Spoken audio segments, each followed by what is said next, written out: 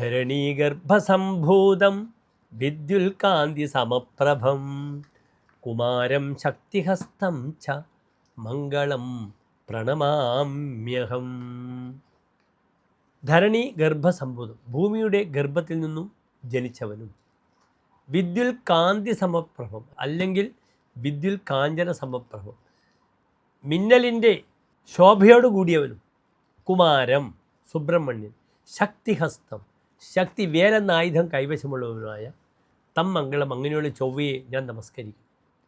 ചൊവ്വയുടെ പര്യായങ്ങളാണ് ഭൂമി ചേർത്തുള്ള എല്ലാ പര്യായങ്ങളും അല്ലേ. ധരണീപതിഹി, ക്ഷ്മാപതിഹി, ഭൂപതിഹി, ഭൂമിസുതഃ, ഭൂമിസൂനുഹു, ഇതൊക്കെ ചൊവ്വയുടെ പര്യായങ്ങളാണ്. ഇവിടെ നാം എന്തിനാണ് ചൊവ്വയെപ്പറ്റി ചർച്ച ചെയ്യുന്നത്? ചൊവ്വ ഇതാ ജ്യോതിശാസ്ത്രത്തിൽ തൻ്റെ ഉച്ചരാശിയായ മകരൻ രാശി കഴിഞ്ഞ് കുംഭൻ രാശിയിലേക്ക് പ്രവേശിക്കുകയാണ്. എപ്പോഴാണ് പ്രവേശിക്കുന്നത്? 1201 കുംഭമാസം 11-ാം തീയതി, അതായത് 2026 ഫെബ്രുവരി മാസം 23-ാം തീയതി ചൊവ്വ കുംഭത്തിലേക്ക് പ്രവേശിക്കുകയാണ്. എത്ര ദിവസമാണ് അവിടെ ചൊവ്വ ഉള്ളത്? 40 ദിനങ്ങളാണ് കുംഭൻ രാശിയിൽ നിൽക്കുന്നത്. ഈ 40 ദിനങ്ങൾ കുംഭൻ രാശിയിൽ നിൽക്കുന്ന ചൊവ്വ എപ്രകാരം ഓരോ രാശിക്കാർക്കും ശുഭാശുഭ ഫലങ്ങളെ പ്രദാനം ചെയ്യുന്ന വിഷയമാണ് നാം ചർച്ച ചെയ്യുന്നത്. കുംഭത്തിൽ നിൽക്കുന്ന ചൊവ്വയുടെ ആശ്രയഫലം നന്നായിട്ടല്ല ആചാര്യന്മാർ വിവരിച്ചിട്ടുള്ളത്. ദുഃഖാർത്തോ വിഡ്ഢനഃ അടനഃ അനൃതരതിഹി തീഷ്ണശ്ച കുംഭസ്ഥിതി.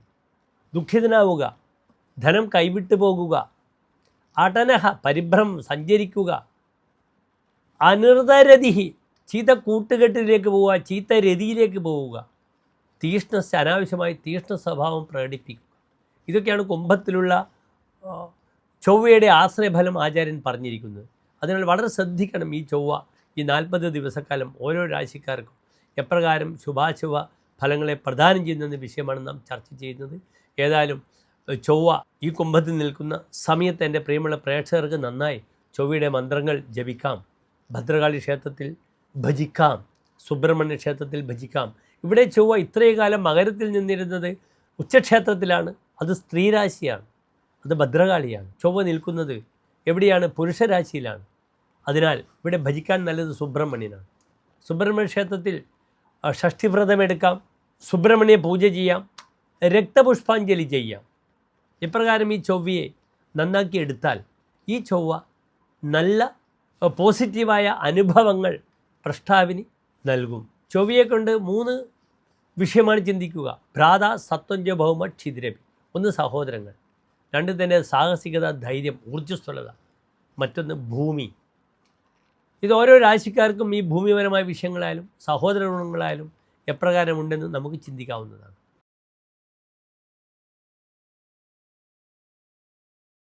അവിട്ട നക്ഷത്രത്തിൻ്റെ അവസാനത്തെ 30 നാഴിക, ചതയം പുരുരുട്ടായി നക്ഷത്രത്തിൻ്റെ ആദ്യത്തെ 45 നാഴിക വരുന്ന 2 നക്ഷത്ര സമൂഹമാകുന്നു കുംഭൻ രാശി. ഇവിടെ കുംഭൻ രാശിക്കാർക്ക് ചൊവ്വ നിൽക്കുന്നത് എവിടെയാണ്? കുംഭൻ രാശിയിലാണ്, ലഗ്നത്തിലാണ്. 2 ഭാവങ്ങളുടെ ആധിപത്യമാണ് ചൊവ്വയ്ക്ക്.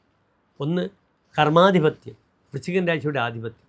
മറ്റൊന്ന് സഹായികളെ 3-ാം ഭാവാധിപത്യം, തൻ്റെ സഹോദരങ്ങൾ, സഹായികൾ, ഇവരെ ചിന്തിക്കുന്ന ഭാവത്തിൻ്റെ ആധിപത്യം. ഇവിടെ ചൊവ്വ നിൽക്കുന്നത് കുംഭം രാശിയിലാണ്. കുംഭൻ ലഗ്നത്തിൽ നിൽക്കുന്ന ചൊവ്വ ഒരു പാപഗ്രഹമാണ്. പാപേ ലഗ്നഗതയെ പരാജയ ശിരോരും. പലപ്പോഴും പല കാര്യങ്ങളിലും പരാജയങ്ങൾ വരും, ശിരോജന്യമായ രോഗങ്ങൾ വരും, ദുഃഖദുഷ്കീർത്തിയ, ദുഃഖങ്ങളും പേരുദോഷങ്ങൾ വരും, വ്യാധ്യാദി രോഗങ്ങൾ വരും, ഇതര ക്രിയാഭിഗമനം, തൻ്റെ ജോലി മാറി വെച്ച് മറ്റു പല ജോലികളിലേക്കും മനസ്സ് വ്യാപരിക്കും. സ്ഥാനച്യുതിഞ്ച ആപദം, സ്ഥാനചലനങ്ങൾ സംഭവിക്കും, ആപത്തുകൾ സംഭവിക്കും. ഇവിടെ കർമ്മമേഖലയിൽ വളരെയധികം ക്ലേശങ്ങൾ വരാം. തൻ്റെ ഈഗോ കൊണ്ട് തനിക്ക് ജോലി നഷ്ടപ്പെടാം. അനാവശ്യമായ വിവാദങ്ങൾ വരുമ്പോൾ തൻ്റെ ഈഗോ തന്നെ ഒന്നിനും സമ്മതിക്കില്ല. താനാണ് കേമൻ എന്നൊരു ഭാവത്തിൽ പല സ്ഥലത്തും പ്രവർത്തിക്കും ഈ ലഗ്നത്തിൽ ചൊവ്വ നിൽക്കുമ്പോൾ. എന്നിട്ട് അവരാകെ പ്രശ്നങ്ങളാക്കും. 1 സെക്കൻഡ് കൊണ്ട് റെസിഗ്നേഷൻ ലെറ്ററൊക്കെ കൊടുക്കും. എനിക്ക് നിങ്ങളുടെ ജോലി വേണ്ട എന്നൊക്കെ പറയും. ഈഗോ തന്നെ ഭരിക്കും. അതിൻ്റെ സർവനാശമാണെന്നറിയണം. ക്ഷമാ ജയതി ന ക്രോധ. ക്രോധം ജയിക്കില്ല, ക്ഷമ മാത്രമേ ജയിക്കുകയുള്ളൂ എന്നറിഞ്ഞാൽ കുംഭൻ രാശിക്കാർക്ക് നല്ലതാണ്. ഇല്ലെങ്കിൽ വലിയ ബുദ്ധിമുട്ടുകൾ വരും കുംഭൻ രാശിക്കാർക്ക്. അവർക്ക് കോംപ്രമൈസ് ചെയ്യാൻ കഴിയില്ല. അനാവശ്യമായ ന്യായങ്ങളും വാദങ്ങളും ഒക്കെ പറഞ്ഞ് ബുദ്ധിമുട്ടുകളുണ്ടാകും. അതിനാൽ വളരെ ശ്രദ്ധിക്കും. ശാരീരികമായി അപകടങ്ങൾ വരും, ശിരസ്സിന് ക്ഷതങ്ങളുണ്ടാകാം, വിലഗ്നേകുജെ ദണ്ഡലോഹ അഗ്നിഭീതി. ലഗ്നത്തിൽ ചൊവ്വ വരുമ്പോൾ ദണ്ഡലോഹ അഗ്നി, തീ കൊണ്ടോ വടി കൊണ്ടോ ആയുധങ്ങൾ കൊണ്ടോ ലോഹങ്ങൾ കൊണ്ടോ ശിരസ്സിന് പരിക്ക് വരാം, പ്രത്യേകിച്ച് തലയ്ക്ക്. വലിയ ബിൽഡിങ്ങുകൾ കൺസ്ട്രക്ഷൻ നടക്കുമ്പോൾ അതിൻ്റെ അടിയിൽ കൂടി നടക്കുന്ന കുംഭൻ രാശിക്കാർ ശ്രദ്ധിക്കണം. പെട്ടെന്ന് മരക്കഷ്ണങ്ങളോ പട്ടികയോ അല്ലെങ്കിൽ ഇരുമ്പ് ദണ്ടുകളോ തലയിൽ വന്ന് പതിക്കാം. അല്ലെങ്കിൽ തേങ്ങയോ ഇളനീരോ അല്ലെങ്കിൽ മച്ചിങ്ങയോ പെട്ടെന്ന് ശിരസ്സിന് വരാം. തവേൻ മാനസം കേസരിക്കും ദിദിഹ. അങ്ങേറ്റം പരാക്രമിയാണ്, പക്ഷെ മനസ്സ് തപിക്കും. കളത്രാധികാത ശിരോനേത്രപീഠ. ഭാര്യയ്ക്ക് അപകടങ്ങൾ, ഭാര്യാസുഖം കുറയുക. കാരണം ചൊവ്വ 7ാം ഭാവത്തിലേക്ക് നോക്കുന്നു. ഭാര്യയുമായി ബന്ധപ്പെട്ട ക്ലേശങ്ങളും പ്രശ്നങ്ങളും ഒക്കെ ഉണ്ടാകും. ഭാര്യാവിരഹം, ഭാര്യാക്ലേശം, സമാധാനം ഗാർഹിക അന്തരീക്ഷത്തിൽ കുറയും. ശിരോനേത്രപീഠ. ശിരസ്സിനും കണ്ണുകൾക്കും രോഗങ്ങളുണ്ടാകും. വിഭാഗ ഫലാനം സദൈവോപസർഗ. പല കാര്യങ്ങളും താൻ പ്ലാൻ ചെയ്ത് എല്ലാം റെഡിയാക്കി വെക്കും, പക്ഷേ പറിക്കാൻ നോക്കുമ്പോൾ പുഴുക്കുത്ത് വരും. പ്രതീക്ഷിച്ച് അവസാനം എത്തുമ്പോഴേക്കും ഫലം കുറയുക. അതിനാൽ വളരെ വളരെ ജാഗ്രത പാലിക്കണം. ഈ 40 ദിവസക്കാലം കുംഭൻ രാശിക്കാർ പ്രത്യേകിച്ച് ശാരീരിക ക്ലേശങ്ങൾ. ഒരു തരത്തിലും 2 വീലർ ഉപയോഗിക്കുന്നവർ ശ്രദ്ധിക്കണം. വാഹനാപകടം വരും.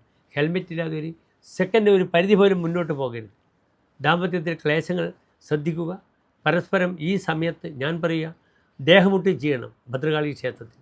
അപ്രകാരം തന്നെ ഐക്യമത്യ അർച്ചന ചെയ്യുക, നല്ല രക്തപുഷ്പാഞ്ജലി ചെയ്യുക. കാര്യങ്ങളൊക്കെ നന്നായി നീങ്ങട്ടെ. പെട്ടെന്ന് എടുത്തു ചാടി ജോലി ഉപേക്ഷിക്കരുത് പ്രിയമുള്ള കുംഭൻ രാശിക്കാർ. നന്ദി, നമസ്തേ.